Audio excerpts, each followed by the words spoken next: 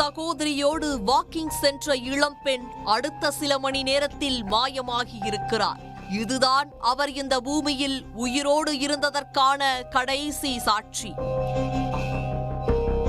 காணாமல் போனவர் பாக்யஸ்ரீ. கர்நாடக மாநிலம் கலபுரகி மாவட்டம் சேடம் தாலுகா மல்கேடா கிராமத்தைச் சேர்ந்தவர். இவரது தந்தை சென்ம பசப்பா.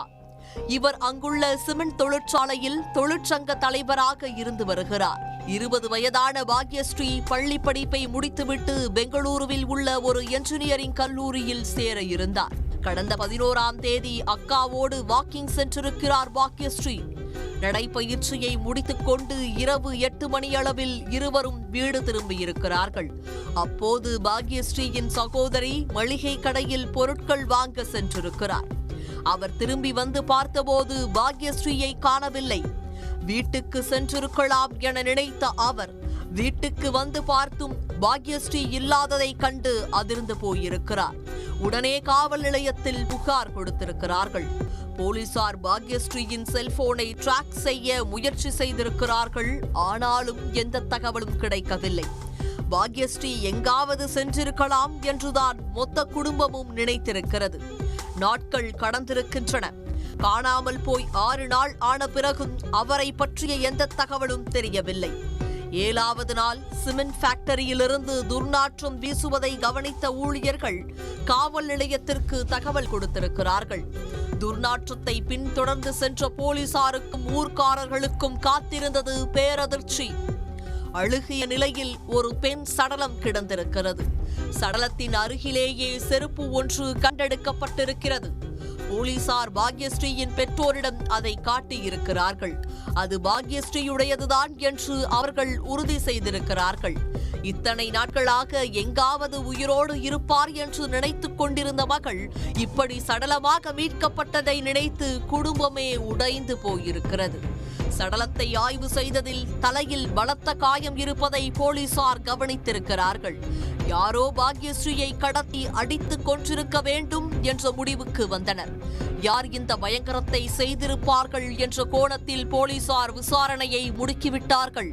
பாக்யஸ்ரீயின் குடும்பத்தினருக்கு சமீபத்தில் யாருடனாவது பிரச்சனை ஏற்பட்டிருக்கிறதா என்று போலீசார் விசாரித்ததில் அதே ஊரை சேர்ந்த மஞ்சுநாத் என்பவரின் பெயர் அடிபட்டிருக்கிறது. உடனே அவரை பிடித்து விசாரித்திருக்கிறார்கள். அதில்தான் அனைத்து உண்மைகளும் அம்பலமாகி இருக்கிறது.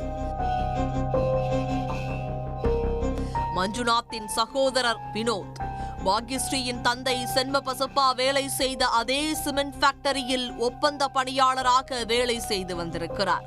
பல வருடம் வேலை பார்த்தும் பணி நிரந்தரம் செய்யாததால் விரக்தியடைந்த வினோத் கடந்த ஆகஸ்ட் மாதம் விஷம் குடித்து தற்கொலை செய்திருக்கிறார். தனக்கு பணி நிரந்தரம் செய்யாததற்கு சென்ம பசப்பாதான் காரணம் என குடும்பத்தினரிடம் புலம்பியிருக்கிறார். சகோதரனின் மரணத்தால் ஆத்திரமடைந்த மஞ்சுநாத் நீதி கேட்டு பஞ்சாயத்தை கூட்டியிருக்கிறார். 2 தரப்பும் ஊர் பெரியவர்கள் முன்பு பஞ்சாயத்து நடத்தியிருக்கிறது. வினோத்தின் மரணத்திற்கு சென்ம பசப்பா எப்படி பொறுப்பேற்க முடியும் என்று பேசி முடித்திருக்கிறார்கள். இதற்கு மேல் எந்த பிரச்சனையும் செய்யக்கூடாது என்று மஞ்சுநாத் குடும்பத்திடம் கூறியிருக்கிறார்கள். அவர்களும் அதை ஏற்றுக்கொண்டனர். ஆனால் மஞ்சுநாத்தால் அதை ஏற்றுக்கொள்ள முடியவில்லை. அண்ணனின் மரணத்திற்கு பழி தீர்க்க துடியாய் துடித்திருக்கிறார். உயிருக்கு பதில் மற்றொரு உயிரை எடுத்தாக வேண்டும் என்று கொலை வெறியில் இருந்திருக்கிறார். இறுதியாக அண்ணனின் மரணத்திற்கு காரணமான சென்ம பசப்பாவை கொல்ல 2 முறை முயற்சி செய்திருக்கிறார். ஆனால் அந்த முயற்சி தோல்வியில் முடிந்திருக்கிறது. இருந்தும் அவருக்குள் இருந்த பழிவாங்கும் வெறி அடங்கவில்லை.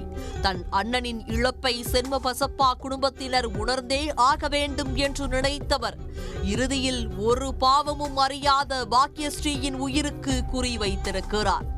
சம்பவத்தன்று அவரை கடத்திச் சென்று சிமெண்ட் ஃபேக்டரியில் வைத்து இரும்பு கம்பியால் அடித்தே கொன்றுவிட்டு தப்பிச் சென்றிருக்கிறார்.